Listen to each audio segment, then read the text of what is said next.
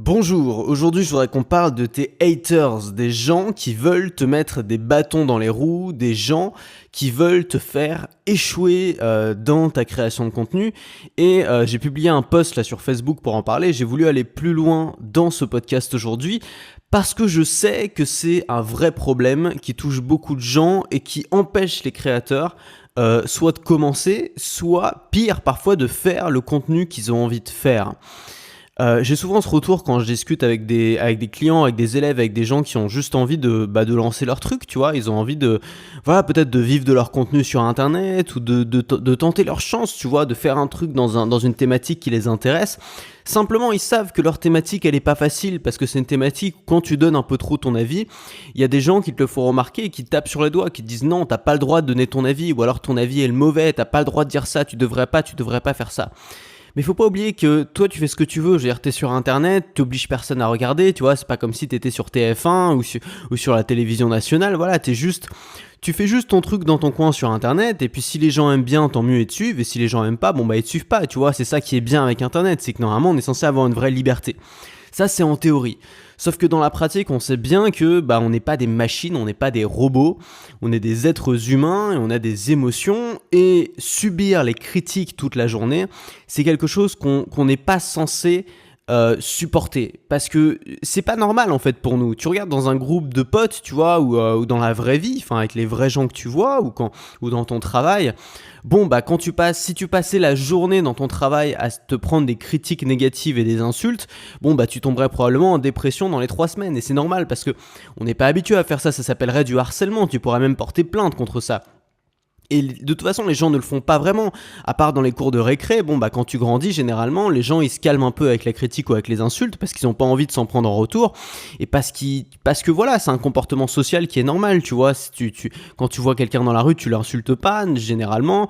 Quand t'aimes pas le travail de quelqu'un, soit tu regardes pas, soit t'applaudis pas, mais tu vas pas lui envoyer des tomates, tu vois. Tu vas rester poli parce que c'est comme ça que tes parents t'ont éduqué. Sauf que sur Internet, c'est différent. Sur Internet, il y a cette magie qui est l'anonymat, qui permet à n'importe qui de dire n'importe quoi sans aucune conséquence négative. Ça veut dire que cette personne va pas avoir de problème dans sa vie, cette personne va pas se faire insulter en retour, cette personne n'aura aucune conséquence négative. Et donc, si tu enlèves toutes les conséquences négatives qu'il peut y avoir à formuler une critique, qu'est-ce qui t'empêche de formuler une critique si ce n'est ta capacité d'empathie? Et tout le monde n'a pas une super capacité d'empathie, donc il y a des gens qui vont se dire, parce qu'il a dit un truc auquel je suis pas d'accord, et t'as le droit de pas être d'accord, je vais le traiter comme de la merde et je vais le traîner dans la boue publiquement. Et ça, c'est le principe des haters. Et évidemment, souvent on a envie de s'en débarrasser parce que c'est pas agréable, on va pas se mentir. Quand t'essayes vraiment de donner du cœur pour aider les gens qui te suivent ou pour vraiment leur apporter de la valeur, que tu t'es donné du mal, que t'as mis quelque chose sur la table qui est personnel, où tu parles un peu de toi et que t'as des gens derrière qui t'insultent, ça fait mal, donc t'as envie de l'éviter, c'est normal. Et en essayant de l'éviter, qu'est-ce qui va se passer? Soit on va se mettre à faire du contenu qui est modéré, voilà, qui est fade, qui a pas beaucoup de conviction. Soit pire, en fait, on va finir par se retrouver à faire du contenu pour ces haters, soit pour leur montrer qu'ils ont tort, ce qui ne fonctionnera pas, soit pour les casser, soit pour se venger ou je sais pas quoi, parce qu'on n'a pas envie de se laisser faire, et on va finir par être obsédé par ces gens-là, alors que ces gens-là souvent représentent une minorité de notre audience, et au lieu de s'occuper des siens, au lieu de s'occuper des gens qui ont vraiment besoin de nous, qui ont vraiment besoin de nos conseils, on va s'occuper des gens qui nous aiment pas. Et on va passer plus de temps et d'énergie à essayer de s'occuper des gens qui nous aiment pas que de temps et d'énergie à simplement aider les gens qui nous apprécient, qui ont juste envie d'apprendre des trucs avec nous. Et c'est ça le danger pour moi des haters. Le principal danger des haters, c'est soit de te faire arrêter, ça c'est le pire truc, de te faire arrêter ton rêve peut-être de créer du contenu et de vivre avec, soit, et c'est le deuxième truc qui arrive très souvent sur internet, de t'obliger à changer la manière dont tu crées du contenu, à faire du contenu qui est plus consensuel, ou au contraire de tomber dans une sorte d'escalade de violence avec les haters, où tu vas te finir comme un vieux fou dans sa cave à détester le monde entier. Évidemment, c'est pas ce qu'on veut. Moi, ce que je voudrais te montrer aujourd'hui, c'est que les haters, c'est pas forcément négatif. Et j'irai même plus loin, je pense que les haters peuvent t'aider à réussir. Je vais t'expliquer. Est-ce que tu vois une baleine? Est-ce que tu as sûrement déjà vu des documentaires sur les baleines? Peut-être que tu en as même déjà vu en vrai. Tu sais, souvent les baleines ont des petits poissons parasites qui viennent s'accrocher à leur peau et qui les suivent. Ces petits poissons, ils se nourrissent, je crois, plus ou moins sur la baleine, des petits parasites qu'il y a sur la baleine. Et puis en plus, ça leur permet de voyager, de profiter de la puissance de la baleine pour faire de longues distances. Bref, quasiment toutes les baleines ou tous les requins ont des petits poissons comme ça qui s'accrochent à eux pendant qu'ils se baladent, et finalement ils l'acceptent. Ça fait partie de c'est comme je sais pas, c'est comme on connaît tous des photos de buffles qui ont un oiseau qui se pose sur eux. Ils s'en contrefoutent, tu vois, parce que ça fait partie de la nature, ils sont habitués à ça. Imagine que la baleine, à chaque fois qu'il y a un poisson parasite qui vient de s'accrocher à elle, elle essaie de s'en débarrasser. Imagine le nombre de fois où elle va devoir s'arrêter. Imagine le nombre de fois où elle va devoir s'énerver. Imagine le nombre de kilomètres qu'elle va pouvoir faire dans ces conditions-là. Pas beaucoup et très lentement. Maintenant, si la baleine se met à accepter ces poissons-là, si la baleine se dit « Ok, ces poissons parasites, ils sont là, c'est naturel, c'est normal qu'ils soient là, c'est leur place », au lieu d'essayer de m'en débarrasser, je vais les ignorer et je vais me rendre compte qu'ils sont utiles en fait parce qu'ils me débarrassent de mes petits parasites, donc je vais les garder sur moi et je vais continuer à avancer. C'est juste une différence de comportement, c'est-à-dire que les poissons parasites, ils seront toujours là, elle s'en débarrassera pas. La seule différence, c'est que dans un cas, elle va essayer sans arrêt de s'en débarrasser, elle va être obsédée par ça et elle va pas avancer. Et dans l'autre cas, elle va les accepter, elle va comprendre leur utilité et elle va avancer avec. Je pense qu'avec les haters, on peut agir de la même manière. C'est-à-dire que soit on est dans le premier cas de figure, on essaye à tout prix de s'en débarrasser et on refuse d'avancer tant qu'on s'en est pas débarrassé. Et dans ce cas-là, ça va être très compliqué. Déjà, on va être en guerre perpétuelle, ce qui va nous fatiguer, ce qui va nous épuiser. Ensuite, au lieu de s'occuper des gens qui sont importants, c'est-à-dire des tiens, des gens que tu as envie d'aider, tu vas t'occuper des gens qui t'aiment pas, ce qui mérite pas forcément ton attention et tes efforts. Et puis, tu vas pas avancer, parce que si tu passes ton temps à trop tourner sur les gens qui t'insultent, tu n'avanceras jamais. Si tu passes ton temps à envoyer des cailloux sur le chien qui aboie, comment tu veux continuer ta balade? C'est impossible, tu vois. Donc finalement, ce qu'il faut bien comprendre, c'est que tes haters, ils peuvent t'aider. Alors ça fait bizarre de dire ça, mais comment tes haters, tout le monde dit il faut les ignorer, je sais pas. Comment tes haters peuvent t'aider? La première chose, c'est que tes haters, ce sont les gens qui soudent ta communauté. Qu'est-ce que je veux dire par là? Une communauté a besoin de valeurs communes, une communauté a aussi besoin d'ennemis communs. Est-ce que tu penses qu'un parti politique fonctionnerait s'il avait aucun ennemi? Est-ce que tu penses qu'un livre se vendrait s'il était d'accord, s'il mettait tout le monde d'accord? C'est le principe, tu vois, c'est que on a besoin, pour se sentir appartenir à une communauté, pour vouloir soutenir quelqu'un, on a besoin que cette personne ait elle-même besoin d'être soutenue. Si la personne n'a pas besoin d'être soutenue parce que tout le monde l'aime déjà, finalement on va se désengager, on va dire c'est bon, cette personne tout le monde l'aime bien, j'ai pas besoin de la soutenir, j'ai pas besoin d'être de son côté puisque elle-même n'en a pas besoin, tu vois ce que je veux dire. Alors que si c'est une personne qui partage tes valeurs, qui partage tes convictions profondes, qui ose le dire en vrai, qui n'a pas peur des réactions des autres, qui ose se monter en bouclier et soutenir ces valeurs-là publiquement. Si cette personne-là se fait attaquer, si tu vois que cette personne-là, elle est vulnérable, tu vas avoir envie de l'aider, tu vas avoir envie de la soutenir, tu vas te sentir encore plus intégré à cette communauté. Alors je prends souvent cet exemple, mais regarde Donald Trump. Alors c'est pas, tu vois, je porte pas de jugement dessus, c'est juste un exemple pragmatique. Regarde Donald Trump. Donald Trump, est-ce qu'il aurait été élu s'il n'avait pas eu toute la presse quasiment qui s'était liguée contre lui ? Est-ce qu'il aurait été élu s'il n'avait pas eu tous les notables des grandes villes qui s'étaient ligués contre lui? Est-ce qu'il aurait été élu s'il n'avait pas eu tout ce mépris contre lui, toutes ces moqueries, tous ces gens qui n'ont jamais cru en lui? Trump, c'est la victoire des gens qu'on n'entend pas. Trump, c'est la victoire des gens qui sont pas dans les médias. Trump, c'est la victoire des gens qui sont pas dans les villes. Trump, c'est leur victoire à eux parce qu'ils ont dit, voilà, ils ont vu quoi? Qu'est-ce qu'ils ont vu? Ils ont vu un mec qui, enfin, partageait les mêmes valeurs qu'eux et osait les tenir à la télévision. Et oser se présenter, et oser espérer avoir ce poids et cet impact dans le pays en partageant ces valeurs-là. Les gens, ils ont vu ça. Et ça a créé un mouvement de soutien pour Trump qui était énorme et qui a sûrement conduit à sa victoire.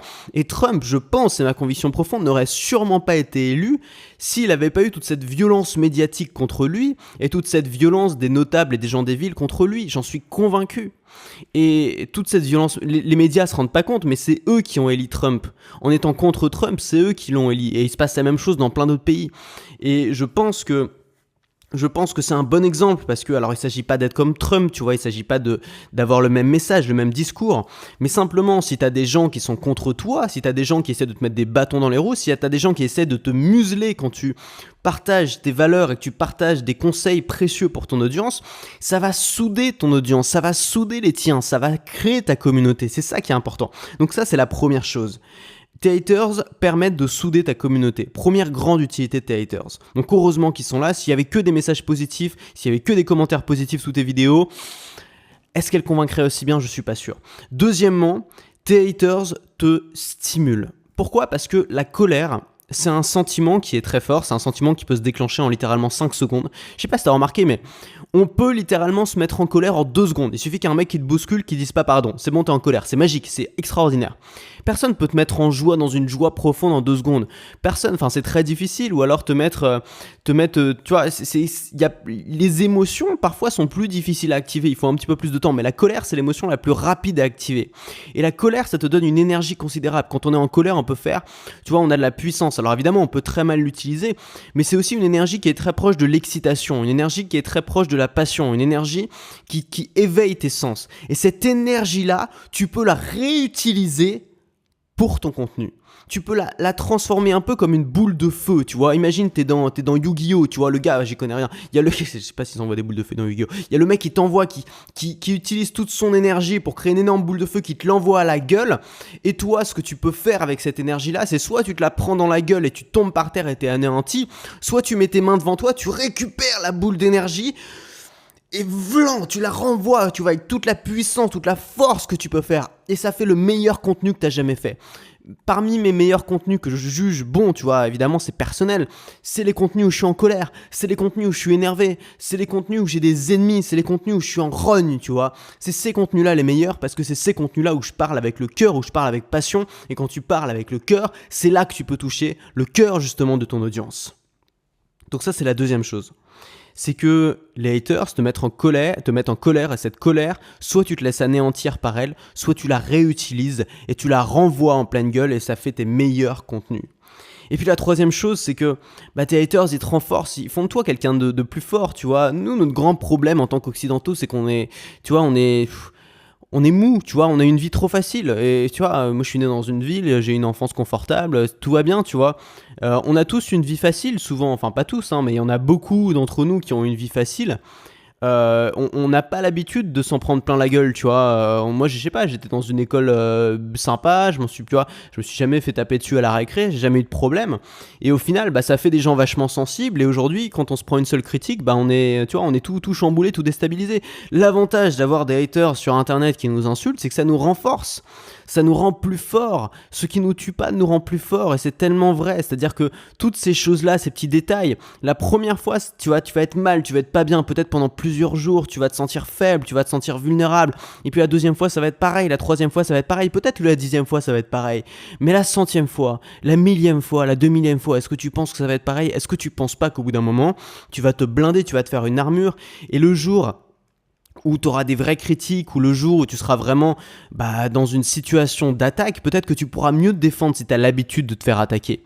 Alors je sais que voilà, c'est pas forcément ce qu'on va te dire, tu vois, quand t'es enfant, on te dit pas fais-toi attaquer, ça ira mieux, tu vois, évidemment. C'est pas ce que je suis en train de dire non plus, mais simplement on peut le voir comme ça, c'est tout. Évidemment, il y a plein de façons de voir les choses et les difficultés, elles existent, on va pas les minimiser, on va pas les ignorer. Mais ces difficultés-là, il y a 2 façons de les percevoir. Soit on les perçoit d'une façon victimisante, et c'est toujours ce qu'on fait en France parce qu'on a cette mentalité-là de la victimisation. On nous dit tu es une victime, tu es une victime, tu es une victime, tu es une victime, et au bout d'un moment on dit ok, je suis une victime. Et puis c'est bien d'être une victime, c'est confortable parce que tout le monde s'occupe de nous, on est, tu vois, tout le monde nous protège, etc., etc. Mais au bout d'un moment, on peut aussi voir les choses différemment. On peut dire je suis pas une victime, je suis quelqu'un de fort. Je suis quelqu'un de fort parce que je m'en suis pris plein la gueule. Je suis quelqu'un de fort parce que j'ai une vie difficile. Je suis quelqu'un de fort parce que j'ai plein de haters. Tout ça, ça peut faire de toi quelqu'un de plus fort. Tu peux le réutiliser, c'est ça que je veux dire. Tu peux arrêter de te voir comme une victime et te voir comme quelqu'un qui a été endurci par la vie. Alors évidemment, tu vois, ça change rien, tu vois, ça reste sur Internet, ça reste plutôt virtuel. C'est pas, tu vois, c'est pas comme s'être fait attaquer avec un cutter quand on avait 8 ans, tu vois. Je parle évidemment, c'est encore deux choses bien différentes, mais tu peux le percevoir comme ça. C'est une question de perception. Tout est une question de perception. Tu t'es fait attaquer, soit tu te dis je suis une victime, je pleure pendant 10 jours, je ne fais plus rien de ma vie. Soit tu dis, je me suis fait attaquer, je l'accepte et j'en sors plus fort et j'en tire une leçon. Voilà, c'est tout. C'est une façon de perception, tu peux le percevoir comme tu veux, mais ça tient qu'à toi, c'est toi qui es responsable de ça. C'est pas les haters qui vont décider comment tu vas te sentir quand tu auras pris la critique. C'est toi qui vas décider comment tu vas te sentir quand tu auras pris la critique, c'est toi qui vas décider comment tu vas l'interpréter. Donc c'est trois choses les haters, c'est trois utilités. La première utilité, et je pense que c'est la plus grande, c'est qu'ils vont permettre à ta communauté de se structurer autour des mêmes valeurs et contre un ennemi commun. Ils vont permettre de te stimuler, de créer de la colère que tu vas pouvoir utiliser pour faire des bons contenus. Et ils vont en plus te permettre de t'endurcir et donc de pouvoir, au fur et à mesure du temps, être de plus en plus à l'aise. Moi, j'ai toujours eu des haters depuis que je fais du contenu sur Internet, parce qu'avant, j'avais encore plus la gueule à avoir des haters parce que j'étais un petit con prétentieux. Je suis probablement toujours, mais peut-être que j'ai changé un petit peu. Et surtout aujourd'hui, j'ai jamais eu aussi peu de difficultés à faire un contenu, à dire ce que je pensais. C'est ça, en fait, que moi j'en ai retenu. C'est qu'au début, j'étais très sensible à ça. Au début, j'étais toujours à fleur de peau en me disant ouais, faut pas que je dise ça, ou alors faut que je dise ça absolument. Tu vois, j'étais un peu stressé par ça. Et aujourd'hui, à peu près tous les jours, j'ai des commentaires négatifs ou des gens qui m'attaquent un petit peu. J'en ai probablement moins qu'il y a un an ou deux. Mais il y en a toujours, et aujourd'hui je le prends bien, je le prends à la rigolade, tu vois, c'est un truc qui vraiment est beaucoup plus facile à encaisser qu'avant. Et puis voilà, je fais vraiment le contenu que j'ai envie de faire. Ça a vraiment changé ma manière de faire du contenu, ça m'a aidé. Je pense que si j'avais jamais eu de haters aujourd'hui, je serais comme j'étais au tout début, c'est-à-dire que j'aurais tous ces problèmes, toutes ces difficultés, toute cette sensibilité. Et le fait de m'en être pris un petit peu plein la gueule, alors beaucoup moins que d'autres gens, hein, ça va, je suis pas... Il y en a qui sont pris bien pire que ça sur Internet, mais le fait d'avoir une sorte d'habitude d'avoir des haters régulièrement, aujourd'hui ça fait partie de ma vie, et je les accepte. Et si tu acceptes ces haters, ça va te permettre de te focaliser sur ce qui est important. Parce qu'à partir du moment où tu l'acceptes, tu vas arrêter d'être obsédé par eux. Et si tu arrêtes d'être obsédé par eux, tu vas pouvoir te focaliser sur ce qui est important, c'est-à-dire sur les tiens. C'est-à-dire sur les gens que tu peux aider. C'est-à-dire sur les gens qui ont besoin de toi, qui ont besoin de tes conseils. Ces gens-là qui vont pas forcément être toujours dans les commentaires, qui vont pas forcément être toujours là, qui vont pas forcément toujours donner leur avis.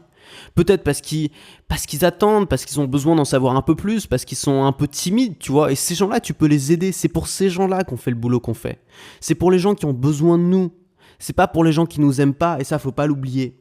Et finalement, les haters, au bout d'un moment, si tu les acceptes, comme on l'a dit, ils vont faire partie du paysage.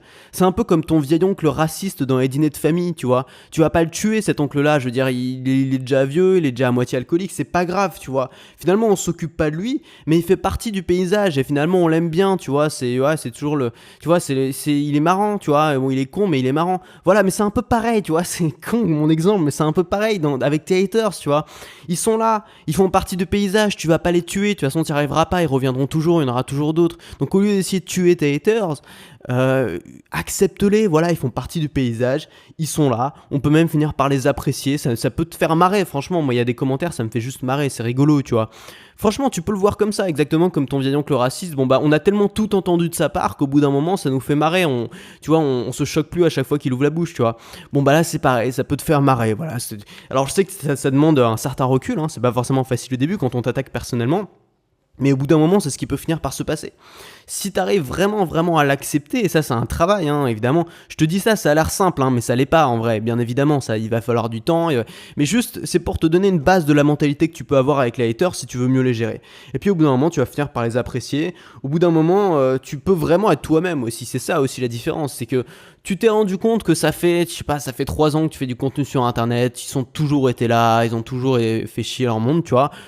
Et puis voilà, t'es toujours là, y a jamais personne qui t'a attendu en bas de chez toi pour te péter la gueule, tout va bien quoi, t'es là, quand tu vas à des dîners abonnés ou des rencontres, y a que des gens vachement sympas, écoute, au bout d'un moment tu peux vraiment être toi-même, voilà, tu peux te dire, ils seront toujours là, comme le vieil oncle raciste, c'est pas pour ça que je vais arrêter de parler dans les dîners de famille. Je vais continuer à dire ce que j'ai envie de dire, je vais continuer à être moi-même, je vais continuer à m'amuser, à parler, à dire ce que je pense, parfois à dire des trucs peut-être un peu choquants, parfois à dire des trucs peut-être un peu déplacés. C'est pas très grave, parce que les vrais, les miens, ils vont me pardonner ça, parce qu'ils me connaissent, parce que ça fait trop longtemps qu'ils m'écoutent, qu'ils me suivent, donc ils vont pas me lâcher juste parce que je dis une connerie. C'est pas très grave. Tout cela n'est pas très grave finalement, c'est ça qu'il faut retenir. C'est que on se monte la tête en mode mais tu vois, on n'est pas Barack Obama, on n'a pas la vie des gens entre les mains. Tout ce qu'on fait, tout ce qu'on dit, ça a pas beaucoup d'impact finalement. C'est pas très important, c'est pas très grave. Voilà. Et puis c'est le chemin vers la liberté. Moi, faut pas oublier que pour moi, la valeur la plus importante au monde, c'est la liberté. C'est ce qu'il faut protéger à tout prix. Tu vois, il y a rien qui justifie de sacrifier une liberté. Rien. Pour moi, rien du tout. Et surtout pas les gens qui t'aiment pas. Si les gens qui t'aiment pas te poussent à avoir moins de liberté, te brident ta liberté, ils ont gagné ces gens-là. Il faut pas leur laisser faire ça. Garde ta liberté de ton, garde ta liberté de penser, comme dirait je sais plus qui. Voilà, parle, dis ce que tu as envie de dire, parle aux gens que tu peux aider, essaye de les aider sincèrement, même si pour ça il faut dire des trucs qui vont pas forcément plaire à tout le monde. Fais-le. Et puis vive les haters, quoi, finalement. C'est ça la conclusion de ce podcast, c'est vive les haters. Vive le vieil oncle raciste, vive les haters, vive ces gens-là. Parce que s'ils n'existaient pas, on vivrait dans quoi? On vivrait dans une sorte de dictature où tout le monde est d'accord. Ce serait horrible, un monde où tout le monde est d'accord. Imagine un monde où tout le monde est d'accord avec toi, tout le monde pense pareil, il n'y a personne qui remet en cause le truc. Finalement, ce serait une dictature inversée, c'est-à-dire ce serait une dictature où tout le monde est d'accord avec toi, mais le jour où c'est toi qui n'es pas d'accord, qu'est-ce qui se passe? Le jour où c'est toi qui changes d'avis, ça veut dire que t'es plus d'accord avec tout le monde, ça veut dire que t'es le seul qui est pas d'accord avec tout le monde, c'est-à-dire que t'es dans la merde, mon pauvre. Donc heureusement qu'il y a des gens qui sont pas d'accord avec toi, heureusement qu'il y a toutes les particularités, heureusement c'est ce qui fait le charme aussi d'une société libre. Le charme d'une société libre, c'est évidemment, elle est pas bien rangée, elle est pas, tu vois, tout n'est pas parfaitement à sa place. Il y a des électrons libres, il y a de la saleté, mais au moins cette société, elle a du charme parce qu'il y a des gens qui pensent des trucs différents et qui peuvent vivre ensemble. Je sais pas, regarde mes potes, moi j'ai mes potes d'école de commerce, tu vois, d'avant le moment où je fais mon contenu. Bon bah on pense tous un truc différent, tu vois, voilà, politiquement il y a tout, vraiment il y a tous les bords dans mes potes, mais c'est pas grave finalement parce que quand on se retrouve le soir, on picole, on discute, on s'amuse bien, on n'est pas en train de faire des débats politiques et de se haïr et de se foutre et de se mettre sur la gueule parce qu'on n'est pas d'accord, on n'a pas besoin de ça, parce qu'on s'aime malgré tout. C'est ça la beauté du monde. T'es pas obligé d'aimer tout le monde, c'est pas ce que je suis en train de dire, t'es pas obligé d'aimer tout le monde. Mais tu peux aimer le fait que tout le monde ne soit pas d'accord avec toi. Tu peux aimer le fait d'avoir une pensée minoritaire aussi. Tu peux aimer le fait de vivre dans une société où malgré le fait qu'il y a des gens qui ne soient pas d'accord avec toi, malgré le fait qu'il y a des gens qui vont essayer de te mettre des bâtons dans les roues et t'insulter, tu pourras toujours dire ce que tu penses sur Internet. Ou j'espère, en tout cas aujourd'hui, tu peux le faire. Et c'est génial, et c'est bien, et c'est un cadeau. Donc utilisons-le, ce cadeau. Bon, alors tout ça, on en parle beaucoup plus en détail dans la formation Maker Pro 2. Il reste moins de 72 heures maintenant pour en profiter au tarif de lancement. Donc tu as dû le voir, hein, je vais pas trop faire le pitch. T'as un lien qui est en description qui va t'amener sur la page de présentation de cette formation. Donc tu vas voir tout ça. C'est une formation dans laquelle il y a un bonus qui est exclusivement consacré à la gestion de la critique. Ça veut dire que si c'est un truc qui te bloque, et on va pas se mentir, c'est un truc qui bloque beaucoup de gens, qui moi m'a beaucoup bloqué aussi. Si c'est un truc qui te bloque, ce module il est pour toi parce qu'on va voir justement comment faire pour gérer cette critique-là, comment faire pour y répondre, comment faire pour répondre aux haters, comment faire pour se démerder, pour continuer à travailler. Et puis on va monter tout un système ensemble pour pouvoir gagner ta vie avec ce que tu fais, pour pouvoir créer du contenu dans un domaine qui te passionne, pour pouvoir aider les gens et être payé pour ça. Et j'ai vraiment une conviction profonde, c'est que... Alors, j'ai hésité à le dire, hein, mais je pense que tout le monde a quelque chose à apprendre à quelqu'un et que tout le monde peut être payé pour ça, sincèrement. Beaucoup de gens me disent ouais, mais ton truc c'est bien, mais tout le monde peut pas faire ça. Je pense que si, en fait. Tout le monde peut faire ça. Ça veut pas dire que ça doit être le métier principal de tout le monde, mais je pense que tout le monde a quelque chose à apprendre à quelqu'un. Il y a bien tes amis parfois qui viennent te voir pour te demander un conseil dans un domaine, tu vois, que ce soit des conseils de cœur, des conseils d'informatique, des conseils d'amitié, des conseils de n'importe quoi, tu vois, pour réparer ta plomberie. Bref, à partir du moment où tu peux aider des amis, tu peux aider n'importe qui. C'est ça qu'il faut bien comprendre. Je pense que tout le monde peut avoir quelque chose à apprendre à quelqu'un et que tout le monde peut être payé pour ça. La condition étant de commencer par l'accepter. Commencer par se dire, et si c'était vrai, et si c'était vraiment possible, et si c'était pas juste un truc qu'il nous racontait comme ça pour nous vendre, pour nous refourguer son truc. On s'en fout au bout d'un moment. Je te demande pas d'acheter la formation, je te demande juste d'y réfléchir. Réfléchir, est-ce que tu penses pas que tu pourrais apporter de la valeur à quelqu'un et est-ce que tu penses vraiment que tu pourrais pas être payé pour ça? Voilà, j'ai fait un sondage sur Instagram, je sais déjà ce que vous en pensez. J'ai vu que la plupart d'entre vous pensaient qu'ils en étaient capables et c'est génial. Maintenant, il suffit de passer à l'action, il suffit de se bouger, il suffit de le faire. Je te dis à très vite pour le prochain podcast. Moi, je suis toujours au Cambodge là. Aujourd'hui, je vais à Kampot. Je vais aller rencontrer Jean Rivière. Si tout va bien, d'ici demain ou après-demain, on verra. Je ferai peut-être une petite vidéo, un petit podcast, une petite interview. Ça pourrait être cool, mais je te promets rien. À très vite.